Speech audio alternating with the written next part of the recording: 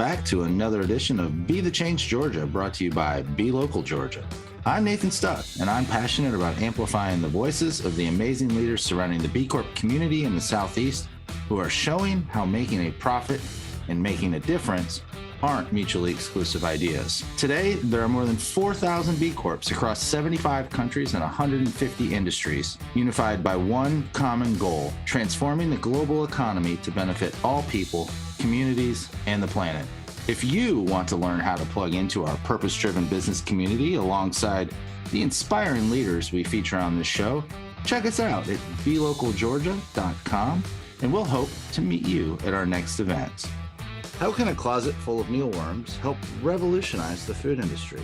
And on today's episode of Be the Change Georgia, I'm delighted to have Akissi Stokes-Nelson and Karim Nelson, the co-founders of WunderGrubs.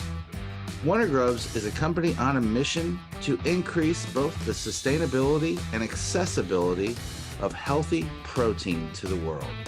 Join us as we dive into their journey of connecting communities, farmers, and businesses through sustainable, affordable, and nutritious insect-based protein solutions.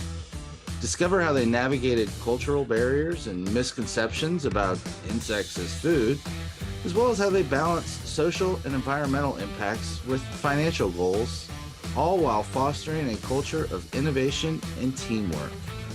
Prepare to challenge your taste buds and expand your perspective on food as we explore the fascinating world of WunderGrubs and their mission to revolutionize sustainable nutrition with edible insects.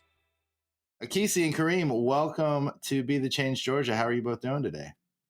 Wonderful. Good. How are you? Doing great and excited for our conversation. So let's get right into it. And this is our first one, by the way, doing the husband and wife entrepreneur team. So this is going to be exciting. Oh, wow. Okay, cool. Pioneers. To get us rolling, like, let's just, I guess, allow you to introduce yourselves and share a little bit about WunderGrubs.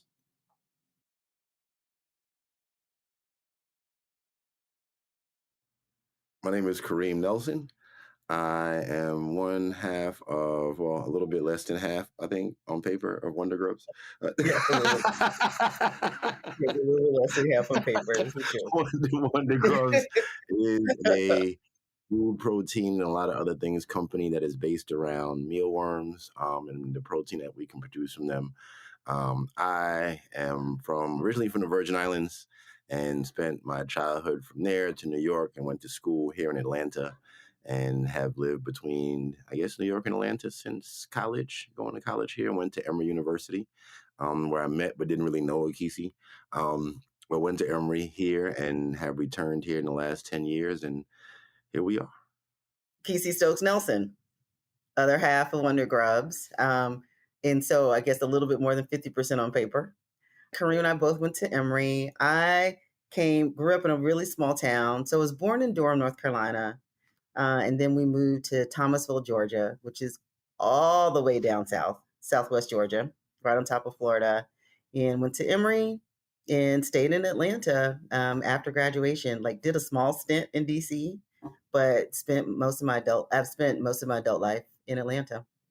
That's awesome. And Thomasville, Georgia, fun fact of the day, hometown of 1993 Heisman Trophy winner Charlie Ward. Woo woo! And fun facts, I did hang out with Charlie Ward a couple of times.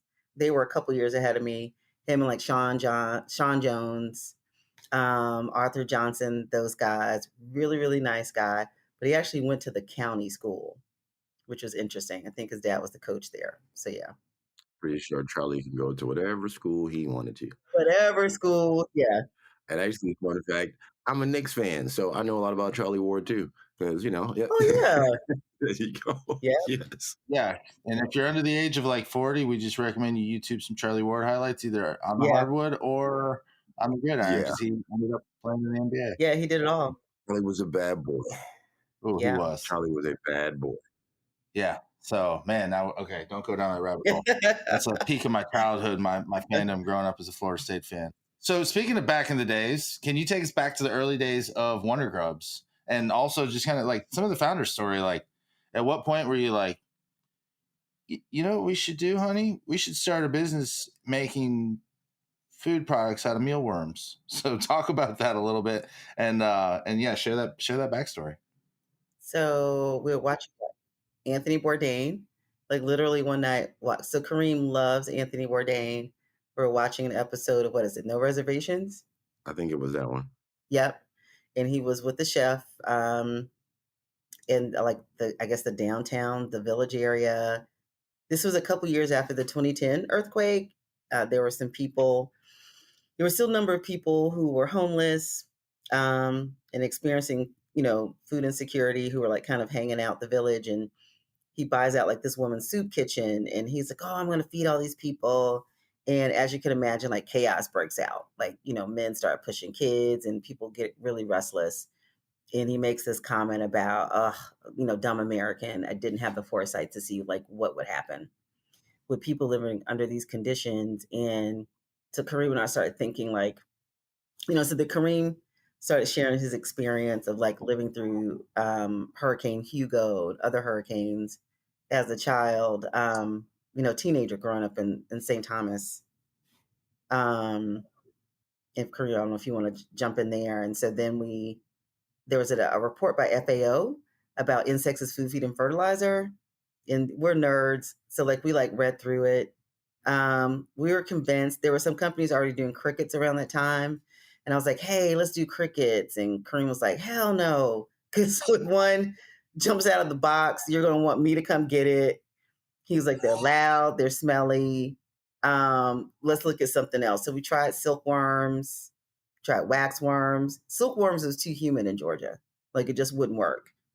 And there was a company out of Compton, California, home of NWA, who sold mealworms, and I ordered like 10,000 of them. And he was gracious enough to like let me, we play with them in the hallway closet of our house. And he was like, yeah, these may just be like a really great protein option for other things.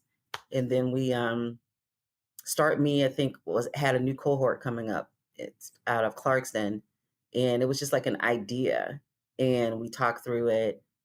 And someone, had told me about Start Me, and I applied, and Start Me like let us in. So those were the beginnings. That's crazy. I remember that episode of Anthony Bourdain too, and I remember Hurricane Hugo. It was 1989. I grew up in Miami, so we can talk hurricanes all day long. Akissi, you and I actually spoke last night about some of this. We were at an event in Atlanta. We were talking about like, and I kind of want to just like, I wish we could have just recorded your answer then and there, but like mealworms, insects. I think you told me 80% of the world already has these as a part of their diet, and Americans are still like, ew, gross. Yeah. Disgusting. So how do you explain to people that edible insects are A, edible, but B, also sustainable, nutritious? You make cookies with them. I know you love baking batches after batches of cookies. Oh yeah. But how do you overcome the misconceptions? How do you overcome the challenges of just getting people to just try it? And honestly, I would say you should just put it out there and let people eat it and then tell them what they ate. But talk to me about that, of just kind of the American stigma of eating an insect. So I actually want to defer to Kareem on this one, because we have talked about this at great length. And I'll come on the tail end. Well, my answer is we stopped trying to do that, right? To a certain extent. Like we got to the point where it was sort of like what you said, because we kept saying it's like, wait a minute, if 80% of the rest of the world does it, or whatever the percentage may happen to be, let's see if we can find those people here. Right. And that's what we started to do. So rather than trying to convince anybody, we started to just kind of put it out there and say what it was, and let the people who are interested in it find us. Right. And it's sort of a disjunctive story, because we don't really know how this would have gone without COVID, to be honest with you, because right before COVID, we had an actual tasting. We had like a dining room full of people trying food. Like it was happening, right? Like we were part of a shared kitchen. We had stuff on the shelves, and we had a dining room full of people trying the food, and then COVID happened. So in a way, when people say, how do you convince folks? I was like, we didn't, and people were fine. Like we were going ahead. They were bringing their friends. It was already happening. It's amazing. But that's sort of the answer, is that Yeah, rather than trying to convince people, we decided to state what it was and let people decide if they were going to. I mean, we've had interesting little things here and there where one, it brings people out of the woodwork. They start speaking about it, either saying we eat them where I'm from, or my grandmother put me on to them, or I took a trip someplace and I ate some and it's fine, or I just like weird stuff. And the fact that those people don't like them, I'm going to eat them. My favorite particular one, because we have a bunch of stories like this, is when we had a container at Piedmont Park. Let's just say it was a young Black woman, right? I would say typical Southern Black woman, right? Young one, right? She had her hair done, makeup done, very, very spandexed out, having a great time at the park. I think she was like a And she walked up. salesperson or something for like a Yeah, she was like major doing one of the software booths or something company. like that. And just, wasn't the hippie that you would think she was. And she walked up and she looked around and she was like, yo, quiet as kept from South Carolina. And at a certain time in the year, me and my family go out and catch bugs and eat them. Right. So in a way, it's closer than I think even we think about it being. But, there's families, she's not the only family, right, that were doing it out there. But it was something almost taboo that they weren't talking about. But our thing was, rather than convince people, just kind of, this is what it is. If it's not your thing, it's not. If you are, just kind of get on the boat, right? And let people just sort of figure it out themselves, if it's for them. We did figure out, like Karim was saying, like right before COVID, like you said, we had product on shelves and shared kitchen. And one of the ways, we realized over time, like at first, we show the whole bug, and Kareem, traveling to some other places, and for me as well, you would see like the entire cricket, or the entire worm sitting up on the salad. And we were like, that is not going to work in the States, and especially in the South. And so started roasting them down and just turning them into a powder. And I think we went through a couple of iterations of different things to do. And then, Kareem was like, let's just put it in something familiar. He's like, let's not try to do a protein bar. There are 5,000 of them, let's not, because there were a couple of companies who were already like quite entrenched already. And so he was like, let's just do like every day. If we're just trying to sell to everyday people. And so we landed on the chocolate chip cookie. You can't get much more American than that, than apple pie. And so the cookie like seemed to be the turning point for people. Like they couldn't see it, and we talked about like psychology of food for Westerners. That, food porn was a thing. If it looks good, everybody's taking a picture of their food. If they can get past that, and then if it smells okay, it didn't have a funky smell to it, then third, they would eat it. And so the cookie was just like a marketing tool when we're in Start Me, and then it stuck. And, so like now we're still baking and it's a product. But like Kareem said, just meeting people where they are seemed to be the best way to do it, and educating. And I think the fact that we also like ate it, and weren't afraid to say that out loud and educated people about it, made it, that we were able to kind of not convert people, but people were willing to partake in the product. Almost I see it as more like pulling them out of the crowd, right? Because if there's 300, one, the world is flattening out, right? So we're not restricted to just here, right? Half of us are ordering stuff from halfway around the world anyway. So it's not that big of a deal. So even if it becomes, I told her, I said, I don't care if nobody in America has any idea who we are. Yeah. After a while, I was like, I wouldn't even care. I was like, if you told me every one of our orders came from Oaxaca, Mexico, or something else like that, I would absolutely be okay, because that many people understand. But I mean, even if we're talking America, we got 300 million people.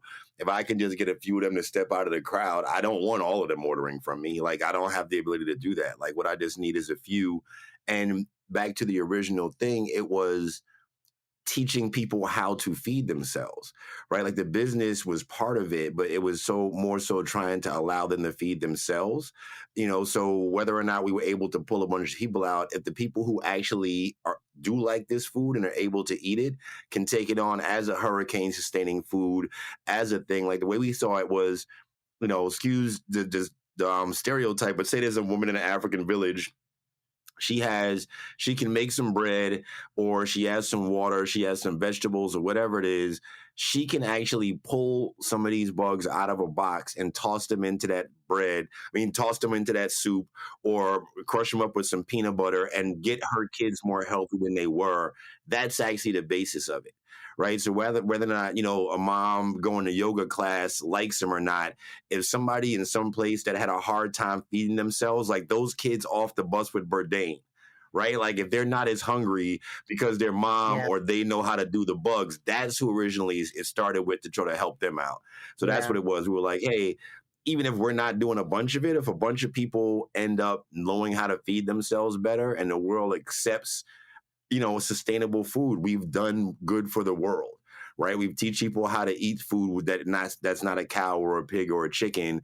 So in a weird way, we have so many different or a few different goals within what we're doing, but part of it started off with helping people feed themselves in really bad situations. Yeah. Can we drop off a sack of these, off a plane or a container of them, or put a bunch of them on a boat and get them to people faster than we can get them steaks or chicken or anything else like that? And can they then feed those bugs food scraps to keep going and no longer need that stuff coming in? That's what part of the goal was. Wow. No, it's funny because I hadn't even coming into this, I hadn't thought about uh that component of it. I thought about, and Akissi, I heard you speak recently. Like I thought primarily around the environmental piece of it. But yeah, there's a whole in a weird way, you're solving so many different issues, pressing issues. And let's be real that with climate change are only going to get worse. And Yeah. headlines this week about this week as of the recording, about some of the the increasing size of deserts, and deserts lead to and then how do you farm, how do you grow, how do you livestock, how do you sustain livestock, like all these things, these problems are going to get worse. Right. Right. So our thing was, can we help people feed their kids out of a closet?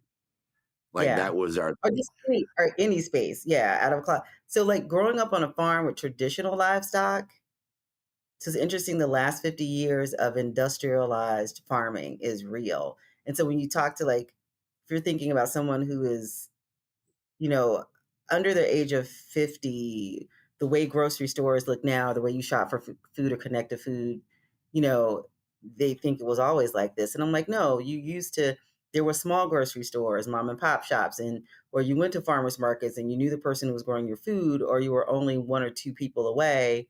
And so, like, the idea of having, 500,000 or 50,000 acres of livestock that we're producing not just for food, but for other materials.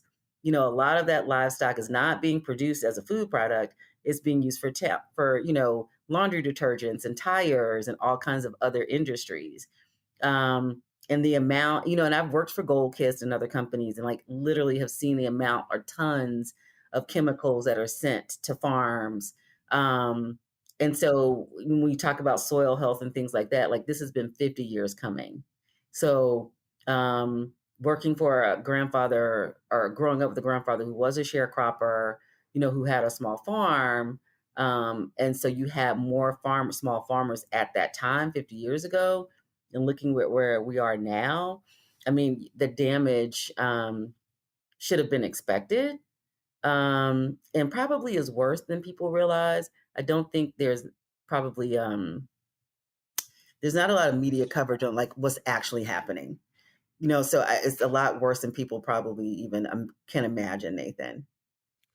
Or what to do, right? Like as we hurtle towards weirdness, there's not a whole lot of thinking about what to do. And our thought really was, okay, even if we can't get parents, if we can get some of these kids, right? Because and this is something that I hadn't really been thinking about before, but I work in Grove Park right now, and there's a lot of people who need a lot of stuff, right?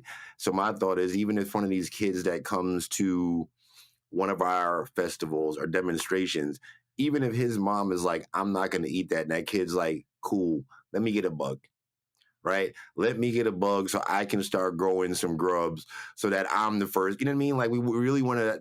There's an education piece to it that we really want to help people feed themselves differently. So you might wake up one day and some kid goes, "What are you?" And excuse the word, he goes, "I'm a bugatarian." Right? Like what I eat, like I go out there, I Intended. forage, right? You know what I'm saying? I forage, I do this, I grow some eggs, I'm composting. Like, how old are you, kid? I'm 10. But this is how I'm doing it, right? So Which is what's that's what we're happening. hoping for. like the kids are hopping on. And so kind of bringing the rest of their family, their parents along with them. Those kids that are taking care of their younger brothers and sisters, it may be them, who are the ones who then turn it around and go, hey, man, what'd you make? Well, my brother made some of this grub stew this morning, but I'm feeling good, man. Let's go to class, right? Like I think there's a lot of practical applications to it if we can get past some of the other stuff and get people to understand what we're trying to do. Man, that's awesome. And yeah, and the environmental stuff we haven't even really touched on. I mean, just the amount of water and feed and everything that's needed for traditional livestock versus, I mean, if you want to share some of those facts, I heard them last night, but Yeah, we're talking about like 10x, 20x. So typically, and things may have changed, but typically, us taking one cow to slaughter is going to be like 12 to 18 months. So we're talking about at least like, a half an acre of land for that cow to eat off of. You're talking about, hundreds of gallons of water. You're talking about feed. And so when we started comparing it to the mealworm, like comparatively the same amount of protein, you could turn that mealworm around in a couple of months. You require minimal water. They typically are getting like through osmosis. So if you're giving them the proper type of feed, like a starchy fruit or vegetable, they're getting their water and their feed from the same feed.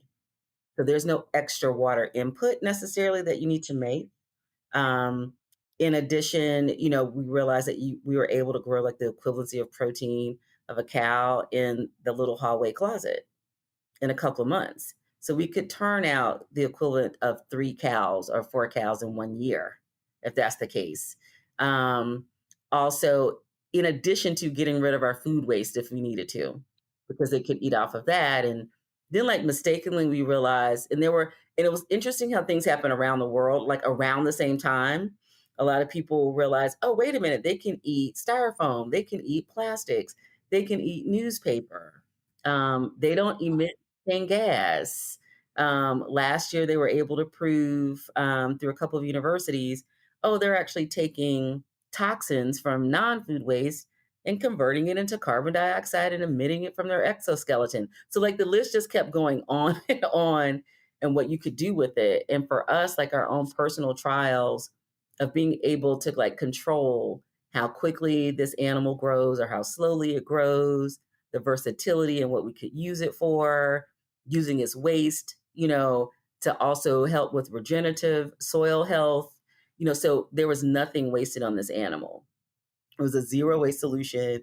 And as Karim mentioned, one, you could either use it to feed someone, or two, you could use it to get rid of waste, which we're doing a pilot with Gooder right now. They're dropping off like 50 to 70 pounds of waste to us each week, and we have the grubs eating it. And then, or you can use, their waste, their byproduct for fertilizer. So doing some trials with some small urban farmers in Atlanta. Then, so in the flavor profile, it doesn't taste offensive. So you can use it in something that's salty and sweet and savory. Once you roast it down, its shelf life is like honey, so it doesn't spoil, although we put an expiration date on it. So there were just so many things that you could do with this little small creature.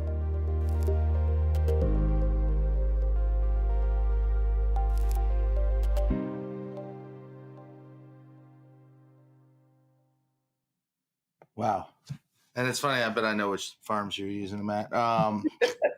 So fun sidebar, whatever. Fun fact number 2 of today's podcast is Akissi and I first met at Whitehall Terrace Community Gardens. Yeah.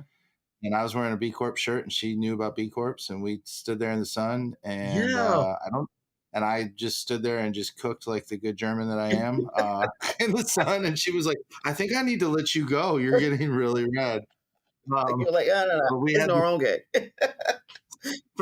No, I'll peel tomorrow. I'll be fine. I'm like a mealworm. I'll yeah, just shed my exoskeleton. I'm so good. I love it. So, I love that, Nathan. But it is, and I highly recommend if you ever get the chance, that and Truly Living Well, some really cool urban farms in Atlanta to check out that always need volunteers. Yeah. You'll learn how to, and you'll learn how to compost. You'll learn a whole bunch. and it's fun to get dirty. And honestly, too, Eric and I have talked about this. It's great networking. Yeah. So, how do you balance? I mean, this is just a common thread among social entrepreneurs, impact entrepreneurs. How do you balance like the desire to feed people and save the world and reverse climate, and bring this solution up with also the need to like pay my bills and, put, obviously we have the solution to putting food on the table for y'all, but how do you balance like ambitious world changing goals with, financial goals of the business and of your Keep family? with your job. So like when we started this, we both were working. Um, and then I got laid off in November of 2019, like 3 months before COVID hit. Didn't even know COVID was coming. Um, and so it was a bit of an adjustment. Like it was hot. So we were doing like farmers markets on the weekends, and doing like panels and stuff in the evening and trying to network. But we had a kid who was going to be going to college soon. And so I went from like making six figures to like being unemployed during the pandemic. And so that's where but having the business to like dedicate more time to it, but then there were some funding opportunities, as a result. So it helped, but also having a partner who was still working. So, the deal was Kareem was going to go to the business full time and I was going to keep working. And that was not how the universe worked it out. Um, so yeah, although he's less percentage on paper, he's as he pointed out, one of the things that's been able to keep this machine going, as we're ramping it up and doing something that's an emerging market, is having a partner like Kareem who is willing to take the hit for the dream.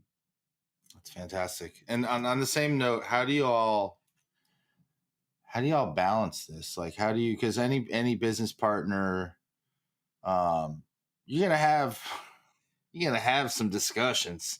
You're gonna have some conversations where you walk away either not happy with the outcome, or maybe you got to make the final decision, but now you have to realize that they're not happy with the outcome, and now you have to go sit in the living room and watch Jeopardy together.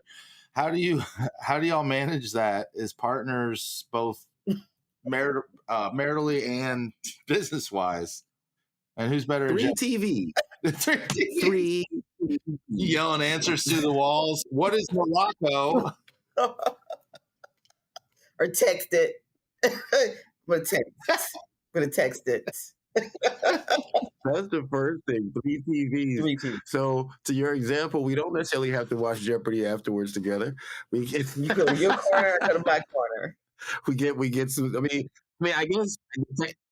Look. There's a bunch of answers to that, right? Number one, there is no balance, right? Like, no, sometimes there isn't. Other times, the answer is space. We're also not young. So hard choices that had to been made, throughout one's life till you get to stuff. So I think there's a lot of different, things. I mean, sometimes it's just like your parent, you own a business, there's money involved. Sometimes it's like, yeah, the kid's here. It can be anything, or you just gotta, you don't win today, or the other person has a better idea or something like that. And egos can get into it, we're both very opinionated people. And aside from being opinions, because it's business, it's hard if you're used to being like the smart kid to be like, all right, you got it. Yeah. You know what I That's mean? real. Just being real. Like, it's like one of those things where, yeah, it's cool. You're like, wow, this person is exciting. This is cool. They can challenge all kind of stuff that I think. And it's like, but like all the time for real. So you have to be able to you don't get it. You know what I'm saying? You don't win sometimes. It's not, and it's not winning. Right? Like we had a conversation the other day and then we were going back and forth and we were like, it's just a conversation. Right? Like it's just a conversation. We don't have to come out on top or under or even come to a resolution. Right? Like just have a conversation about something. And I think all of those things have to be sort of recognized because it is easy to get sucked into any part of it. Yeah. Right? Like a bad bit, every gathering you have to go to. right? Everything, it's concentrated because you're with that person, right? So even if you have, if we go out to a conference or something else like that, or a funders thing or whatever it is like that, and it wasn't necessarily the funnest experience, yeah, you can bounce it off each other, but sometimes the good in having a partner is not having somebody involved in it, but we're always there with it. So sometimes it's just being able to just let it go, right? Like we're not doing that tonight. We're off, right? Like we talk about WunderGrubs tomorrow, which is something that I have to do sometimes. But like, nah. What time is it? Nope. Too early and too late, right? Because I was saying, you got, I have a regular job that I got to do. We got some other stuff over here. And I'm like, if we don't regulate this, you're never off. And people need to be off, right? Like you need time off for your job, no matter what it is. And if it's also your partner and the thing that's going on and they're in the basement, right? And every time you go someplace, people know you as it, you have to, I think, vigorously sometimes stipulate, we're off now. I'll go to her and be like, hey, just put it away. Like it's going to be there tomorrow. That image is going to be there tomorrow, that web, whatever it is. Because if not, you're never off. And I think you have to really balance that a lot. And at the end of the day, too, it's all going to the same household. Yeah. And like he's my friend, he's my husband, but he's also my best friend. I trust him. We trust one another. And like you said, sometimes our egos take a hit, but we are pretty transparent with each other, and like, okay, this one might sting, but like, don't get mad, so we'll like, we give a disclaimer, but we're really honest with one another, even when you're embarrassed by something you got to share with your partner. So, uh, yeah, I think like knowing regardless of what happens, we are in this together and we have one another's back, like is very comforting. Like, okay, yeah, we'll get through this. We'll be okay. Well, and in a cool way too, it's almost like, you think about like vetting a business partner and you do the whole, like how well do I know them? Are they the right fit? And it's like, y'all, I mean, if you married right and like, I think I found the right fit and you're both smart and you both have fancy Emory degrees up on the wall. Like, there's that. No, but you do know that like I mean, it is a difficult thing, and I know this is kind of like not an alpha, but just that like when you're really smart and you're top of your class, like you're always like, I got this, and to have to kind of give up and realize that the person sitting next to you is just as smart. You know what, you got this today, or you got that decision, and I trust you to make the best decision. Or you don't got it, right? Like, because none of us got it all the time.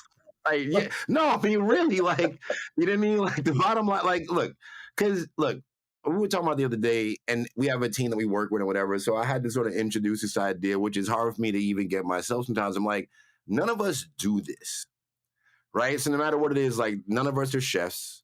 None of us are actual engineers. Like, none of us are this. So I'm like, we can get some of these ideas to a particular point, but all of us have to understand that there's somebody who might be able to tighten that up. Right. So it's very easy to get in your head. And really just in America, in the world right now, everybody's like, I'm a boss. I know what I'm doing. How did everybody become a boss? I am not an entomologist. Right. Like, how? Right. Like, everybody can't be the boss and the team leader and the CEO. There has to be some, I guess, some steps. Yeah. And nuance to it. So part of it is being like, nah, I don't got it. Right. I don't know how to do this part. And that's okay. This is how far I can take this. And it might be that we trust each other enough to be like, okay, that wasn't cool, but you right. You know what I'm saying? Hey, so I think there is some of that money to pay someone who does got it, so someone who can help us get there, right? Or finding an expert. Or we don't have enough money, but we got to find it because we need this. Yes. Right? Like there's a lot of those parts of it, right? Like we can, you're like, I'm gonna bake a cookie and make a sign and draw up a report and, be at the show and be smiling and then go to the conference later. Like that's a lot of hats to try to put on.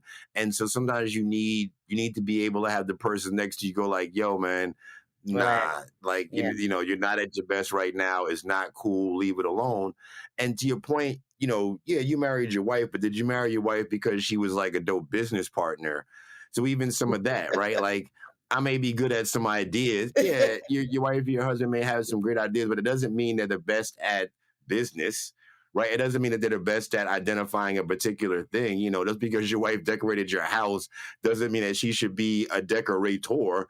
So I think it takes some humility with that to be able to understand that this might not be your part, or and that's not always easy. That's not always easy to be like, okay, let me go lick my wounds or whatever. Like you said, with a regular business partner, you can go home. Yeah, you Yeah. ain't got that with this Yeah, one. go home and Yeah. Right, like tell your partner, yeah. like, man, I can't deal with it. I can't anymore with him. And instead, it's like you can't walk in Right, the kitchen and be like, I can't look Yeah. at Akissi anymore. Oh, Yeah. sorry, honey. right, exactly.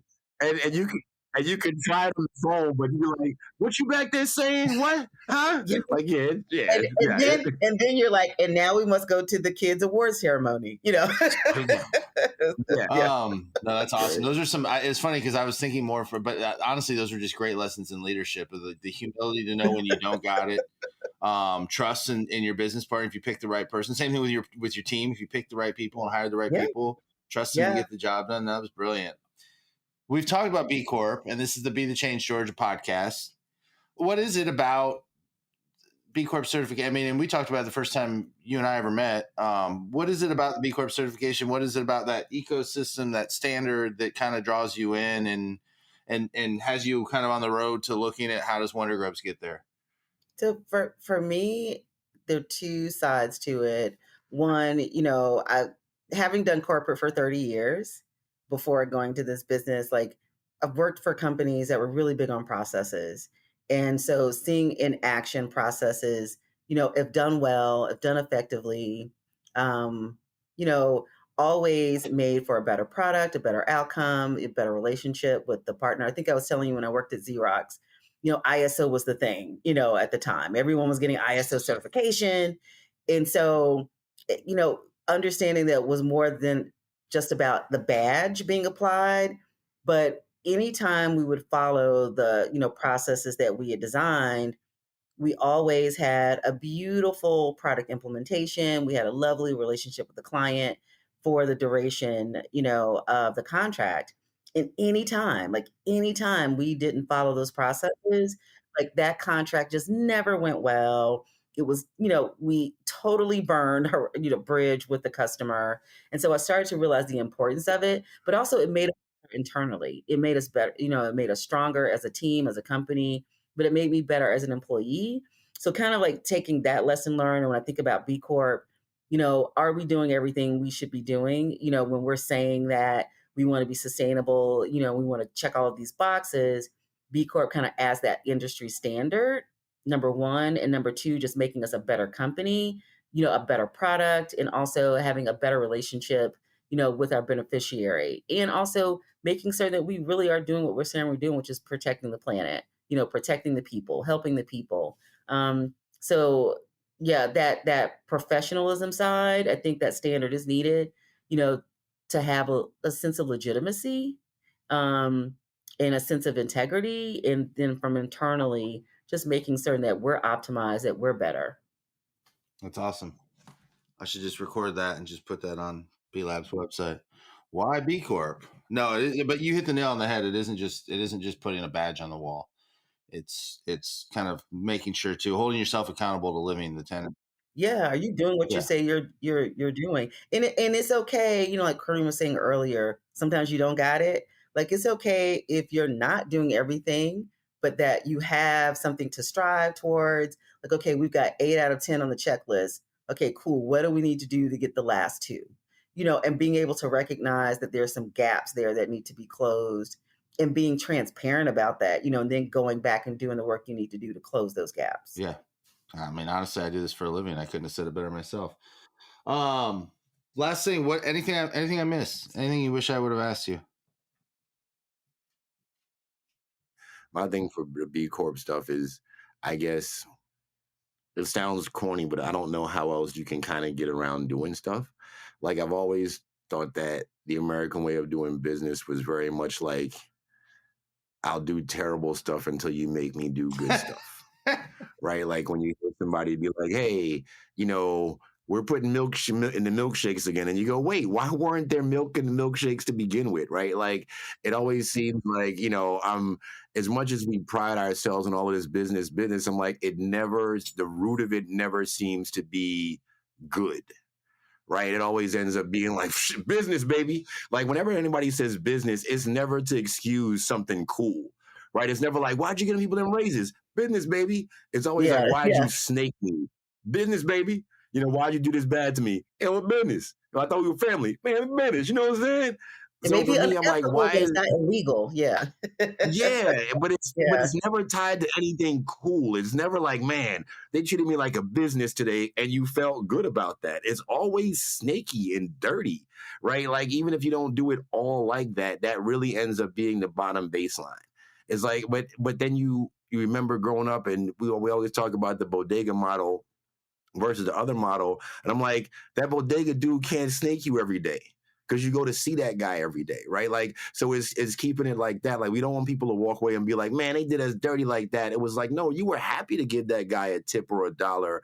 And we sometimes, and I think about it, we sometimes wonder what was broken about why people don't like to either tip or show gratitude. I'm like, because at this point, we always feel like we're like, watch out. You know what I'm saying? Like, they're going to get us, or we're not really getting our money's worth, or, why didn't you give me? So I really would like to do something where it's like, wow, we like messing with them, right? We like doing business with You them. feel It good feels after you've done good to business do with them. Yeah. business. Yeah. That kind of thing. Like, it shouldn't have to be all the time. Starbucks is great. And then Howard Schultz is looking over there being like, yeah, I got billions. What's wrong with you taking a little bit of money? Like, it almost ends up that it makes people weird.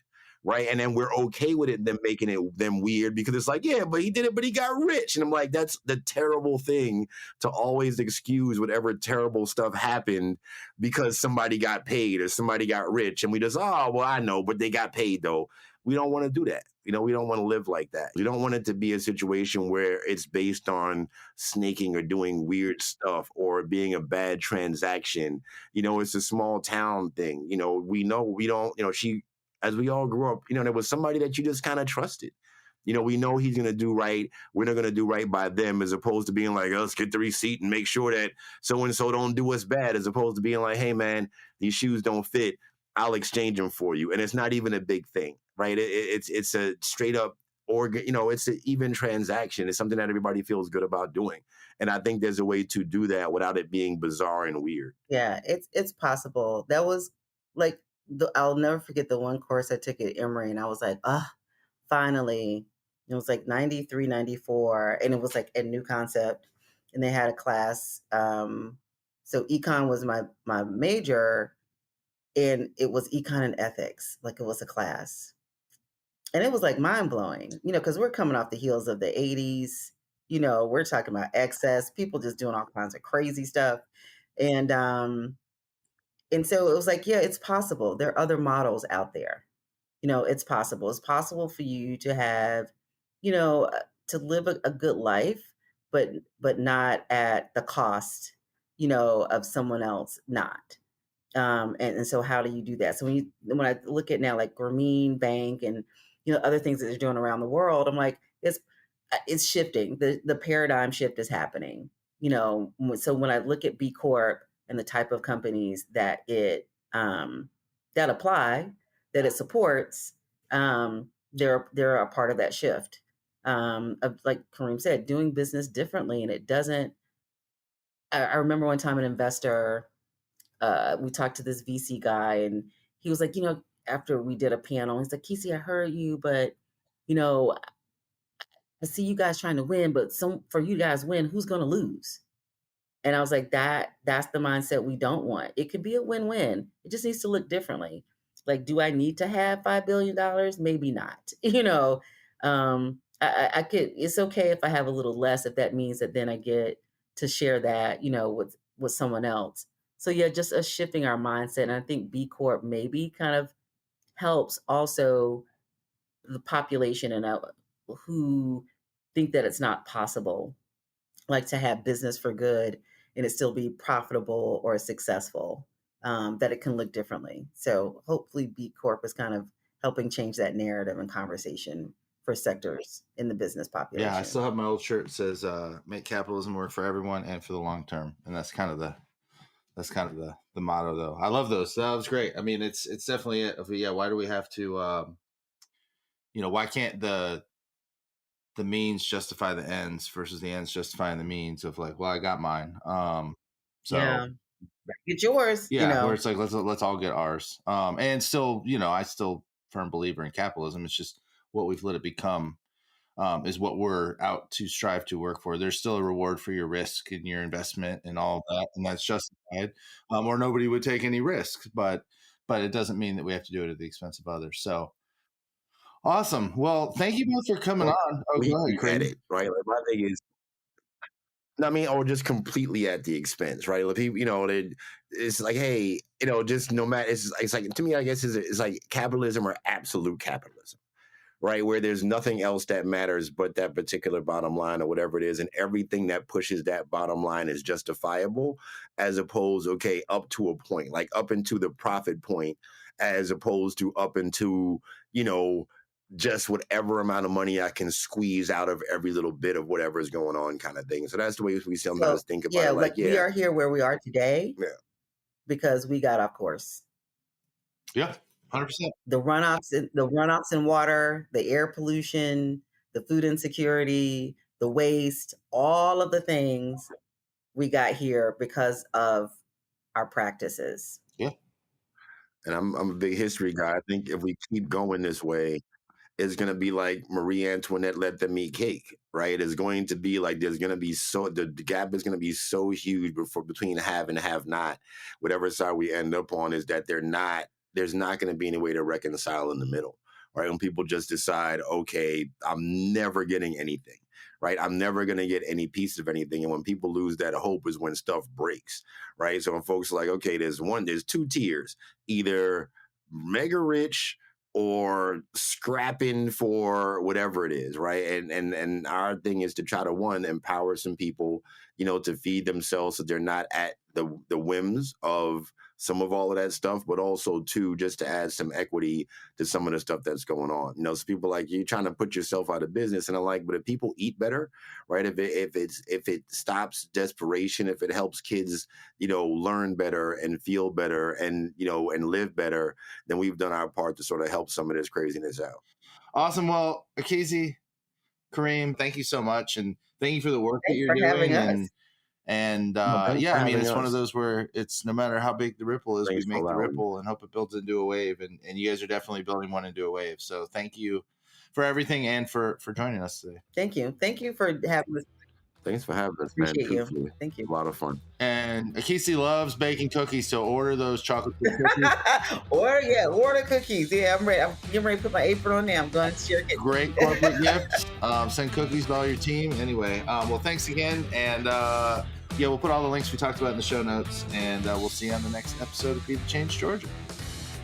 Well, that wraps up another edition of Be the Change Georgia. We're grateful, as always, for the opportunity to serve you with this content and grow this incredible community of purpose-driven B Corp leaders. If you haven't already, we would be grateful for you to rate this show wherever you get your podcasts by simply tapping the number of stars you think it deserves and sharing it with a friend.